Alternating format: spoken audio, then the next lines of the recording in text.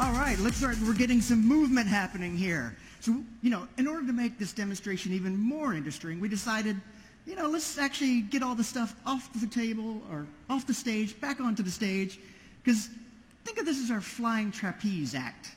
There's no safety net, so we have to have a little, agile movement here as well.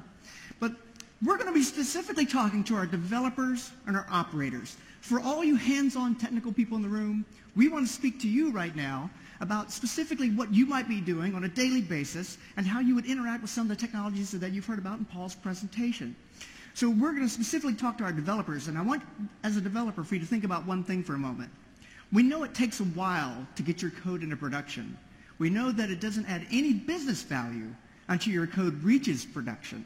Right? Our code is not worth anything for the business itself until it lands in production. So I want you to think about that for a second, because you're going to have to set up your workstation. You're going to have to configure your JVMs, your app servers, your database connectivity, hopefully getting all that correct and setting it up correctly for your workstation. You probably want to test VM as well. And we're going to also, with your test VM, you have to file a ticket. And you might have to wait a couple days or a couple weeks for that ticket to be adjusted and get the VM stood up with all the right software you want on it. And then you're prepared to start writing code. And you file more tickets, and you wait, and hopefully over the course of days, if not months, your software can make it to production. But let's also talk about our operators for a second. Because your operators, there's many of them here in the room today, you're on the receiving end of many of those tickets. And those developers are saying, oh, I need this, I need that, and the business needs this and that. And there's a backlog of tickets that you guys are dealing with. But what's really important, that backlog of tickets is often critical patches to systems that you have to monitor and manage on a daily basis. Perhaps dozens of things have to get patched. Dozens of systems have to get patched on a regular basis. And so think about those two things. Those things slow us down. And then there's more tickets, and there's more meetings, and we're not quite working together, and we're not quite in sync. So I'm hoping in this demonstration we can really illustrate and illuminate some key points that will help you understand how you can be more productive, more powerful, how you can get your code getting to production faster. And so that's a key element of what we're going to show. How do you get to production faster and safer? By specifically using container-based microservices pushed through a continuous deployment pipeline. And that's what our demonstration is here to show today. So let's go ahead and start showing you our architecture. Okay? So from an architectural standpoint, we actually all start here with OpenShift as our specific cloud-native architecture, cloud-native platform. So OpenShift is our container application platform. It is our collaboration platform for dev and ops. So this is where it all comes together. It's about self-service, on-demand, elastic infrastructure, where as a developer, I can easily say, spin up new resources for me, let me run my test over there. As an operator, I can easily say, I can constrain the environment, control what is out there, and most importantly, ensure that the right stack is available to the development team. I know exactly what my operating system is going to be. I know exactly what JVM or runtime from V8, let's say on the Node.js side.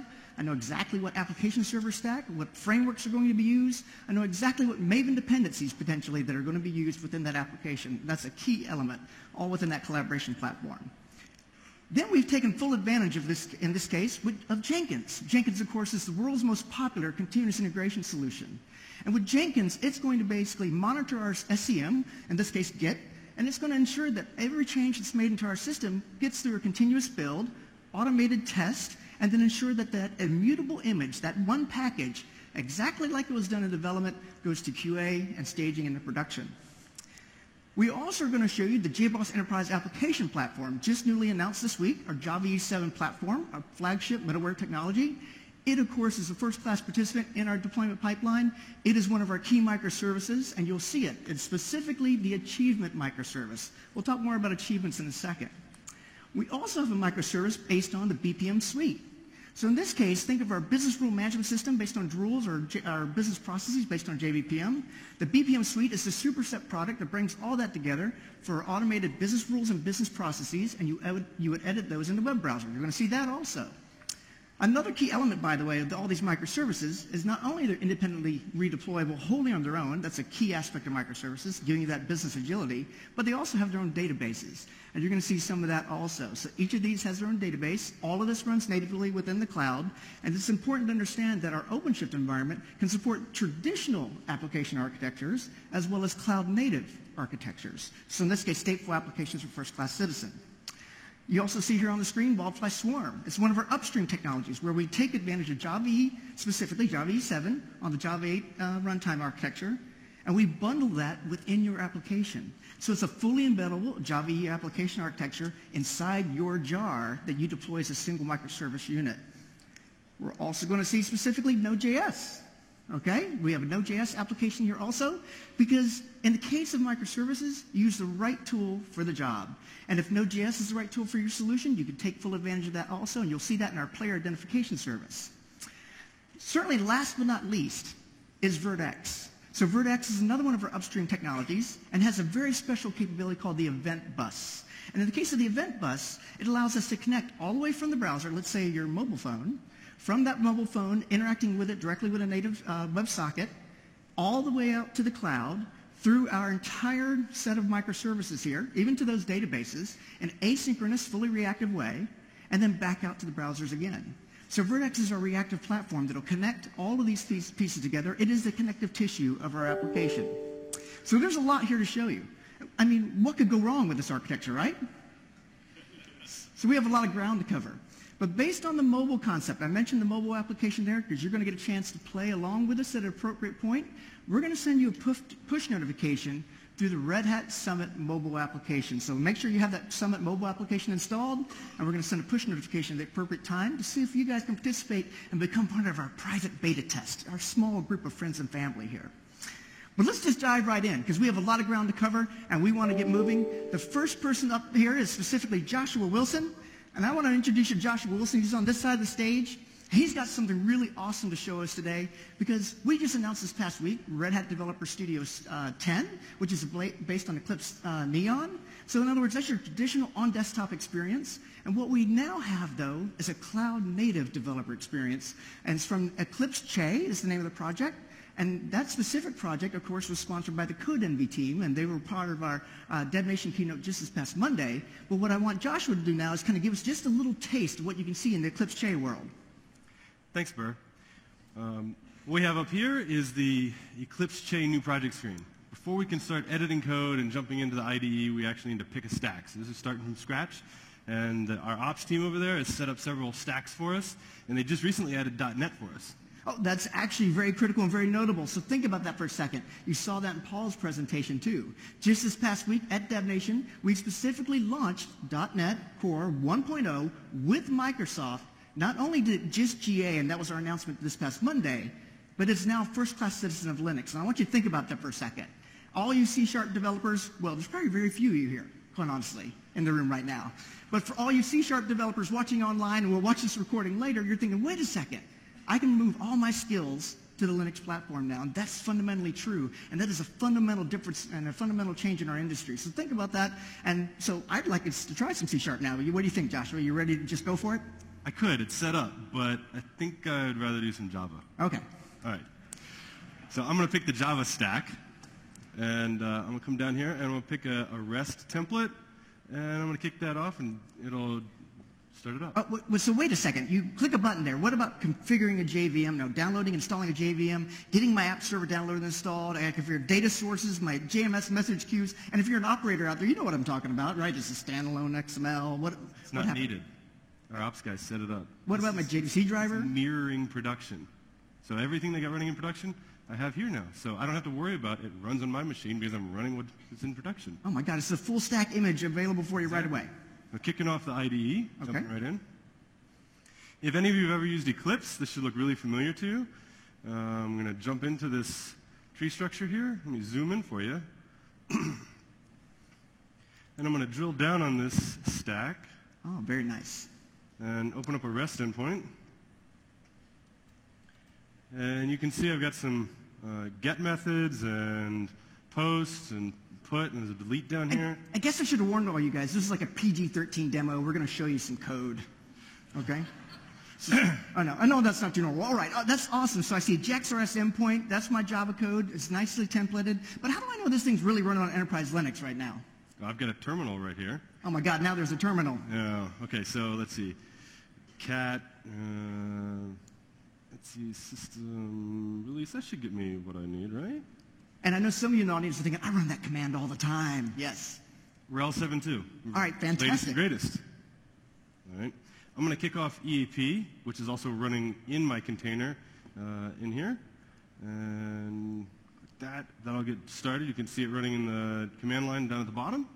And once that's done, okay, so we got EAP 7 running. And I'm going to go ahead and build and deploy this. This is a Maven project. Take a few seconds for that to build. So our application server started right up in that container, running in the cloud as a Yep. cloud-native solution, and you can see Maven running right now. Yep. Okay, so Maven is almost done. Yep, there we go. All right, so let's see how we use this. This is a full IDE. Let's create a breakpoint, and I'm going to come in and I'm going to connect my remote debugger to EAP running in the cloud. And with that set up, I'm going to jump over the console. I've got a link right here on the console that takes me to my running app. That's didn't go anywhere because it hit the breakpoint. Okay. And I've got my breakpoint. Come over to the debug tab, and I can just step right into that. Opens up the next method, and it drills down into that. And I can keep drilling down, and it's got the variables there for me. The whole thing's set, so it's a full IDE. Okay, that is, think about that for a second. That's super awesome. Right from within the browser, he's actually debugging that container live with a full stack application, in this case Java EE, running a JAX-RS endpoint, running on JBoss application server, so EAP application server via version 7, and RHEL 7 right there in that container. That's awesome. So it looks like it's super easy to get started. It is. I was actually using it earlier, and I made a mistake. I need to actually update something in the achievement microservice. You mean our actual production microservice? Yeah. You want to watch me fix it? Well, I guess that's what we're here for, right? Okay. Let me jump over. I can switch workspaces. This is what I was in earlier, so just open that up. It's a completely different Linux container. And because I was in this one before, come on, open up. It's still generating. All right, Okay. Here we go. I got to drill down. So what's crazy, this is the actual image that we had earlier that's actually in production. In this case, it's full stack generated image that, of course, our operations team built. And now we can just make code changes to it. All right, so I needed to set the achievement on the player. The player object needs achievement objects. Got it. Yeah. You don't want to play a game with no achievements, right? You got to have accolades. I've got content assist. Oh, my God. Look at that. So drop that in there.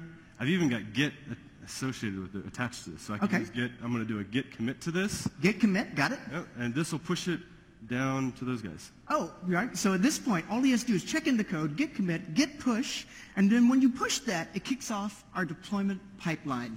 So we're going to now talk about the concept of the deployment pipeline. When you think about continuous integration and continuous delivery, it has to flow to the concept of the pipeline. So I'm going to introduce you to Kevin Connor.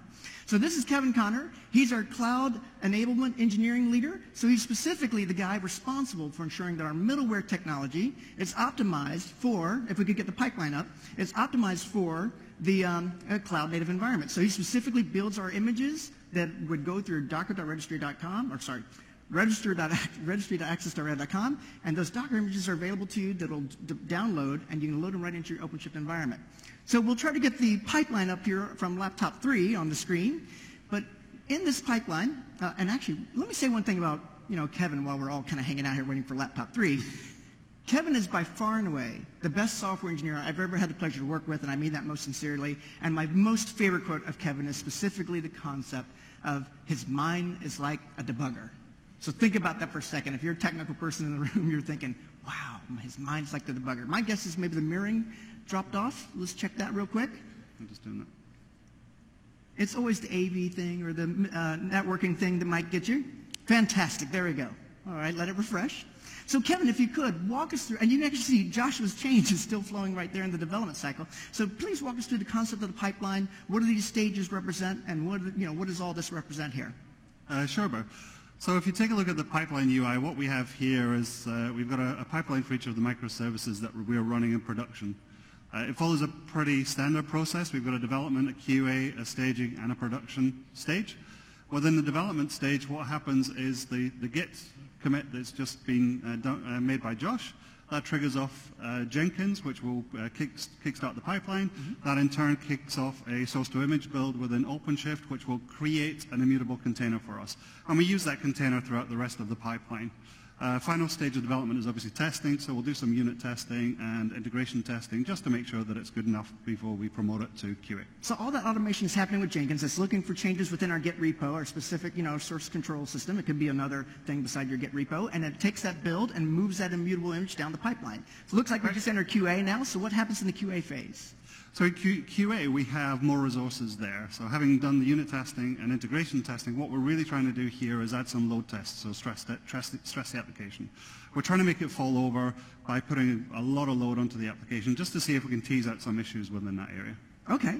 So in this case, we're not obviously running the 24-hour soak test. We've got to move this demonstration along. So looks like we're into the staging phase now. Please walk us through what staging means. So staging for us is it's a duplicate environment from our production environment. So we've gone through unit testing, integration testing, we've done stress testing.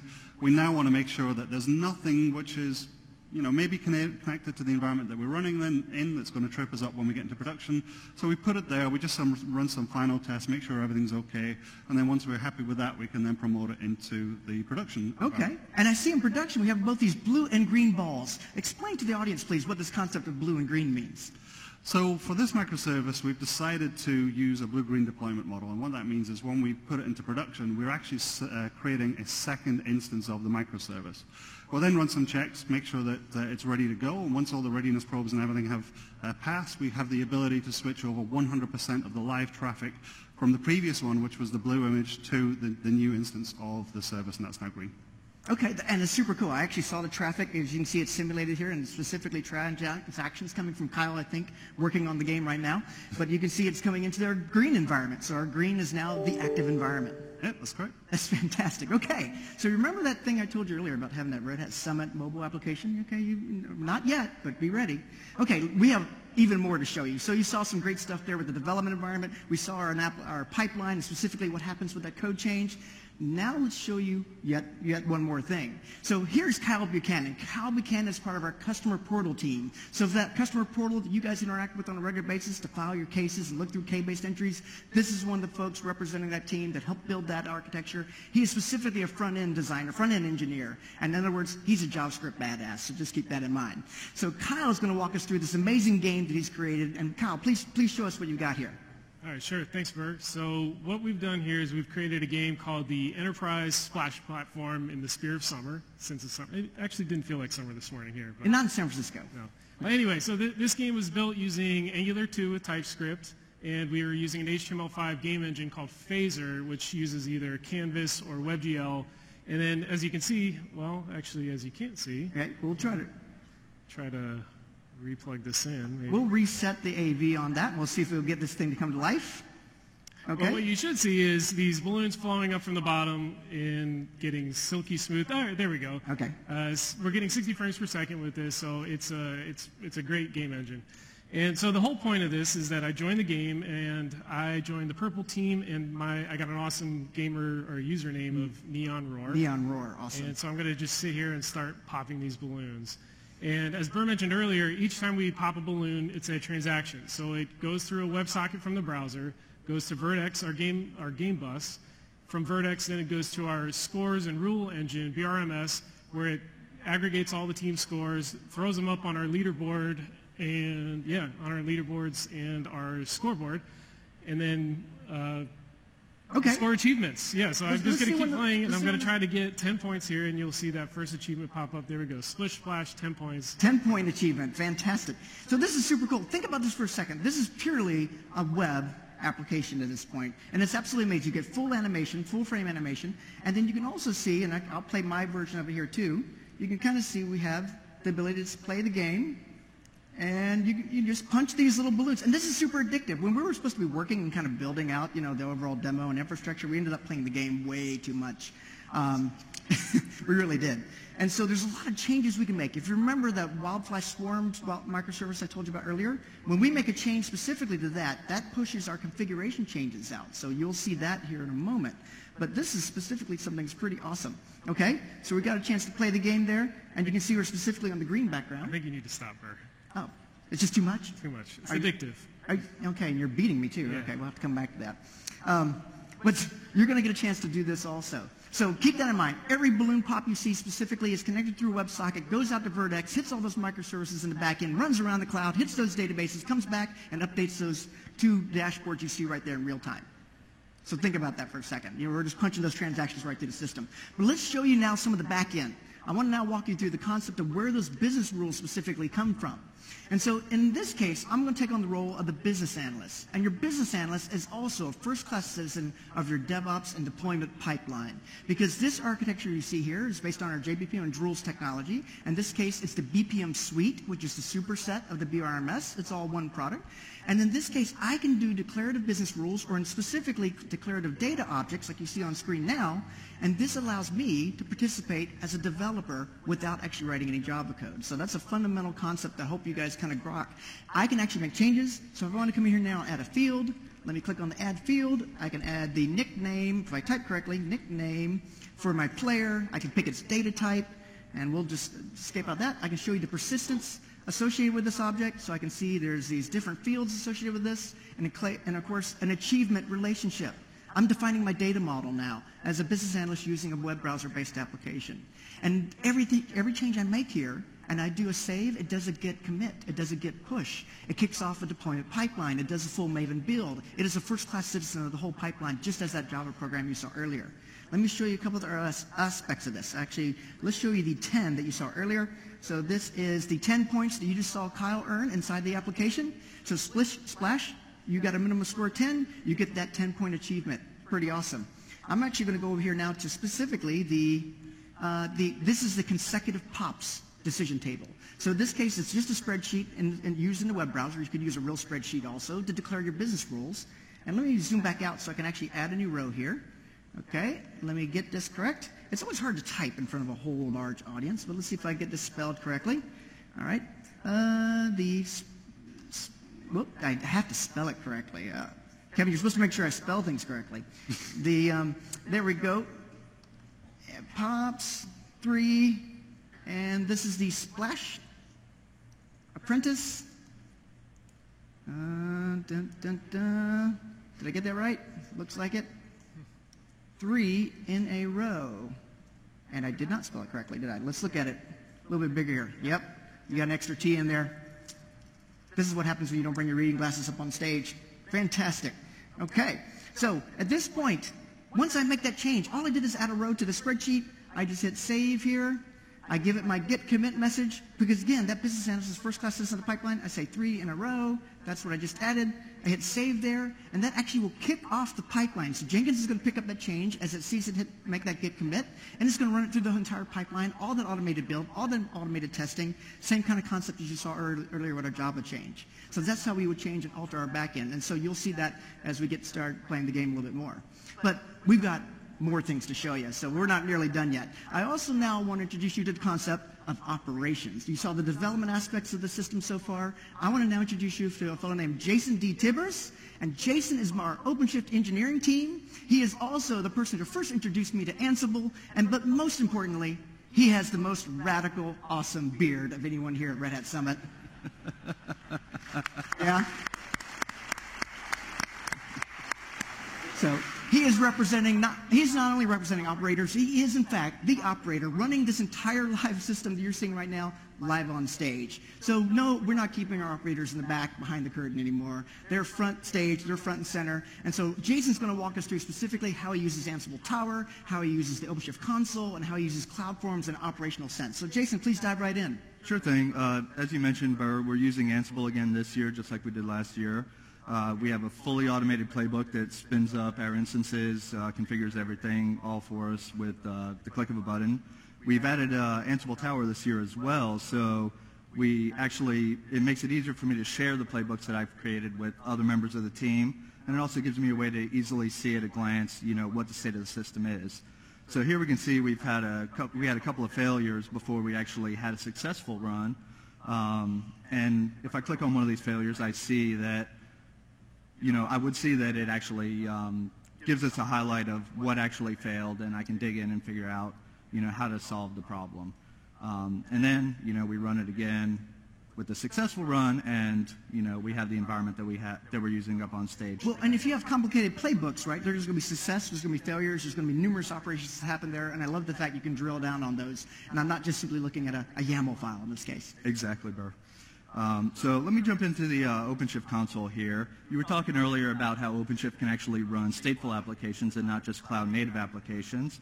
So I wanted to show you that here in the console real quick. So if I come in here to our Achievement Postgres pod, I can click in here, and we can see that we actually have a persistent volume claim on this pod. And that means if for any reason this pod had to migrate to a different node in the cluster, that data would follow along with it. That is so awesome. So think about that for 1 second. The nodes in this case, or the specific containers that are running within the OpenShift or Kubernetes environment, are truly ephemeral. They're going to get rescheduled potentially to different nodes, and in this case, the volume moves with it. I love that idea. So my state, in this case, it's my database state. It's the actual file system moving along with it. Exactly. But let's go back to our cloud-native applications here, and specifically our Achievement microservice. So let me get back in here and click on one of these pods. And I can actually come in here to a terminal and, do some investigation if I need to figure out what's going on. So if I come in here, OS release, I can see that we are running a RHEL 7.2 system right now. And this is actually the same container image that Josh was using over there. Now, you just popped that container open because Joshua did earlier? Yeah, I can't let him show me up on stage. Okay, all right. So we can dive right in. We're SSH into that live running container in production. Exactly. And if I do a PS here, I can see that we are running a JBoss application server. And because it's in a container, it's running as PID1. We can't see any of the processes that run outside of that container. So that's super awesome. So some of you are thinking, wow, I can SSH right in. This is where I might doctor up the startup scripts or maybe start or stop additional processes. Is that how I might do it? No, you don't want to do that, Burr. And you know what? Even if you did, the next time the pipeline's kicked off, all those changes would be gone anyway. Just got to say no to snowflakes. Exactly. So in addition to having the terminal here, we do have some other features. We can come in here through the logs and quickly scroll through, see what's happening here. Oh, I saw some red in there. Uh-oh. Looks like we have an issue that we're going to have to take a look at there, Josh. I'll get working on that. Great. But this is all just for one pod right now. Right. Let's go ahead and jump into our CloudForms console so we can get an overview of what's actually happening on the entire cluster. The entire cluster, not an individual pod. Exactly. So over here, I can actually have a quick view of how much capacity we have left in our cluster. So we have plenty of room here to host quite a few people when it comes time. And we can even see on a per node basis, how each of those nodes are doing. And it looks like all of our nodes are doing really well right now. So that's fantastic. That puts my mind at ease a little bit. Okay, but how do we get a greater overview? How do we get a picture of what's going on here? Exactly. Let me jump over here to this container topology view, and we can actually show you exactly what our microservices-based architecture looks like on OpenShift. So if I click over here on our nodes and add that to our cluster, these are all the individual OpenShift nodes. You see there's some red there. We have those unschedulable right now. Okay. Just because we don't need them yet. If I need them, I'll put them Bring in them service. online. Fantastic. Exactly. And because we're using microservices, we actually have quite a few endpoints today. So here are all the routes for those endpoints. And that actually comprises all our environments, production, QA, staging, and development. And then the services that are actually going to load balance the pods that we're running. The actual pods themselves, and because you can have multiple containers in a pod, we can actually show you all the individual containers that are running today as well. And I think that's a critical point. In the Kubernetes and OpenShift world, specifically, Kubernetes being the upstream and OpenShift being our technology that we have the subscription on, in this case, you can actually run multiple containers per pod, and that's why they call it the concept of the pod. They're paired together. That's awesome. Exactly. That is so awesome. All right, so thank you so much. I know you got some more work to do because we actually have to go talk to Kyle one more time. And I specifically, because I wasn't done with that game earlier, Kyle. We got to keep playing. And you guys think I'm kidding. No, I want to keep playing. But I also want Kevin to kind of take us to the concept of the canary. So in this case, there's not only blue-green deployment, there's also the concept of the canary deployment. So Ken, if you don't mind explain that a little bit, I'm going to keep playing the game here with Kyle for a moment, but explain the concept of the canary. Okay, so the last time we talked about deployment into production, we used a blue-green model of deployment. And what that meant was we switched 100% of the traffic across from the old instance to the new instance of the microservice. Quite often what you want to do is you want to see how your application behaves with live traffic. So the Canary gives us the ability to actually switch just a percentage, a very small percentage of the live traffic across to the Canary deployment and allow us just to monitor it and see if there's anything untoward that we need to be concerned about. If it goes great, we can scale it up to 100%. If it fails, then obviously we can roll it back and take it out. So that concept of the canary in the coal mine, if it keeps singing, we're okay. If the canary is not singing, get the heck out of the coal mine. I love that concept. So we're going to run small experiments with our production environments kind of deal. So I need a little help over here. If you could, make my balloons big, fat, and slow. So that way I can catch up with Kyle over here. Let's see if I can we can run one of those experiments. And if you guys could push that through for me. Kevin told me he was going to do this for me earlier, help me out, because Kyle has, because he built the game, and now I have flying gnats. I thought that was what you asked for. I said big, fat, and slow. Oops. I actually got one. Okay, I would call this an example of the canary not singing. Okay, well you can see we changed the background color to yellow to indicate that I was the one specifically who got the canary. It's a small percentage of the overall traffic, and my microscopic balloons now are flying across the screen. So that's not going to work for me. I need you guys to kind of fix that up and perhaps help me out. So that's the concept of the canary. I hope you can appreciate that. There's the blue-green deployment model and the canary deployment model. You see that flying through the system. So I think we showed you everything we're supposed to show you there, didn't we? All right, fantastic. So there's actually yet more we have to talk about. This concept of the canary is incredibly powerful. I want to also talk to Mr. Jason over here. And Jason specifically can walk us through the concept of how a canary might be used in an operational sense. Yes, so the first way that we're using canaries, Burr, is for doing our security updates. So anytime a new image is pushed out to registry.access.redhat.com, our image streams automatically detect that change and initiate a build process through our canary pipeline. So as long as that canary lives, that security update or that bug fix goes out to production without any other intervention from us. Okay, that's so awesome. So if you think about it, one of the things Red Hat has always provided to you guys is the concept that when we find a vulnerability out there that's critical, we will not only make an immediate patch that flows through our channels, flows through satellite in this case, and RPMs go out the door, or zips in the case of our middleware technology, but as well as actual images that will flow right out into your pipeline and can be tested immediately through your continuous integration solution. Exactly, Burr. And because we might not just want to run the Red Hat provided images, we might want to create our own images. We can actually take advantage of the CloudForms integration here as well.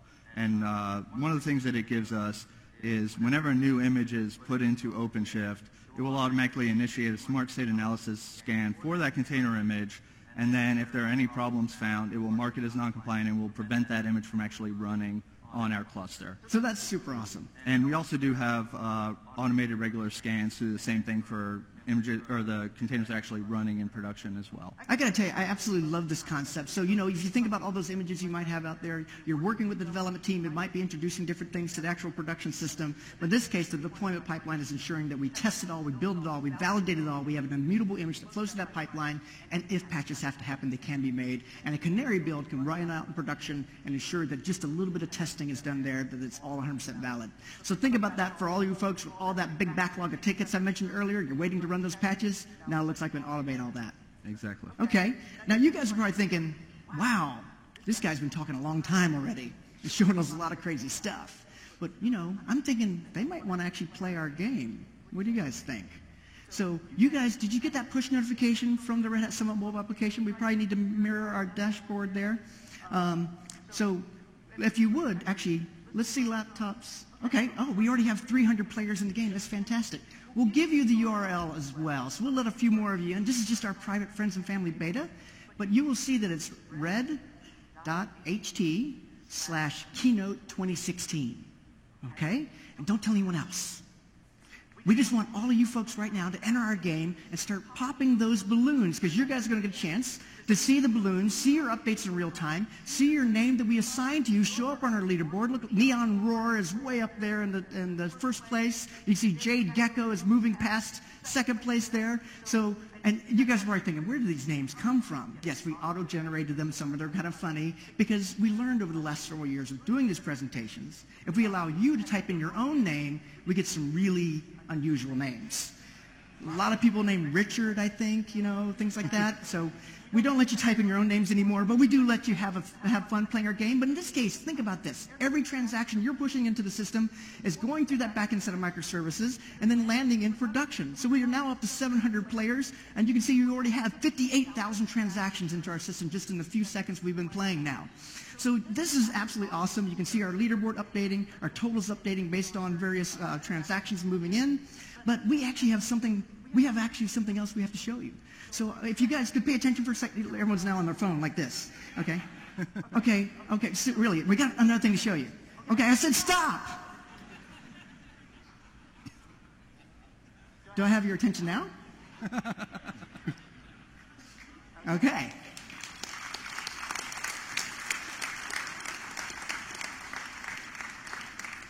Do you remember earlier we showed you how we added that 3 consecutive pops for achievement? You probably actually received that one already. We actually have one more achievement we want to add to the system. As you can see, Jade up there is at 446, right? Really knocking down the points there. But Kevin's going to push another change for us, specifically the 500-point level achievement. So you already have that in the staged environment? It's in staging. It's going into production. It'll be about another 5 or 10 seconds, and then we'll have it there. Okay, see it there in the score pipeline. You see that blue ball? It's going to be moving out. We're currently, if you notice, you had a green background. But let's see what specifically happens when we push that out. And I'm going to watch my on-stage phones here also to see when that thing moves out of production. We will see that specific change rolling out to production. See it moving now? Okay, and then everybody has blue. And you're ready to play the game again, right? And you can keep popping balloons now. And so we just cut you over from the green environment, or we're cutting you over from the green environment, or specifically over to that new environment. So that's an example of blue-green rollout. We can make a code change live on stage to all you guys actually running the application right now. We actually have more changes to make. So the team assured me earlier they're going to set up another cool change, a specific canary change that moves to our mechanics pipeline, and they were going to show you the concept of a canary also. We want to see a canary change. And I said, well, we need the red balloons to be at least 10 times worth the blue balloons, right? Of course we do. And we want bigger balloons so people can actually pound on those points, get those points a little bit faster. So if you got that set up, the bigger balloons and the okay, well, how do we look as far as is it right through the pipeline? Good. Okay, well, let's see that thing. Send it through, Joshua. All right, so we should be rolling out to about 10%. Okay. 10% of the crowd should be getting a yellow background. All right, you got the yellow background now? Okay, fantastic. So keep going, keep going. Let's bump it up to 25 and see how. Okay. Oh, there we go. There's a yellow one. All right, and now. Oh, man, look at that. Wait a second. Oh, man. Right, so we'll bump it up to 50%. I got a little, top knot. 75%, and now Get some points here. 100%. So everybody should be on Canary with the burr balloon. Fantastic, fantastic. Worth 50 points, too, so pop that one. Okay. All right. So that is, you guys, of course, are jamming through the points. Look, we got 3,000 points there. We have hundreds of users playing our system. How many total users do we have right now? 830. 830 people playing the system. How many transactions have we had? It's going up so fast. Almost 300,000 now. Okay, so we're into the hundreds of thousands of transactions, hundreds of users playing concurrently, and you can see our system is flying along here. Cookie Song is moved to the top position with 4,000 plus points. That's awesome. So again, keep that in mind. Every pop you're making is specifically making a Vertex transaction from your phone through that WebSocket, through those microservices, back out to these dashboards right here live on stage. Okay, but we actually have one more thing to show you, so I need you guys to pay attention one more time. If you could just stop for me. Just go ahead and stop, okay? All right, we got your attention again? Okay, fantastic. Kyle has one more thing he wants to show you. I was not quite aware of the samurai look balloon there, but we have one more thing to show you. And Kyle, if you could walk us through our player identification service. Do you remember that Node.js microservice we had earlier? Walk us through the player identification service. Well, so with any good gaming platform, there's your username, which you guys probably all have pretty cool usernames right now. But the other part is the avatar or the player ID. So what we're going to need everybody to do is go into the menu in the top left, select Player ID, and if you don't mind, what I'm going to do is just going to pop this thing out here real quick and turn this around. I'll do duck lips. Let me take a selfie. There we go.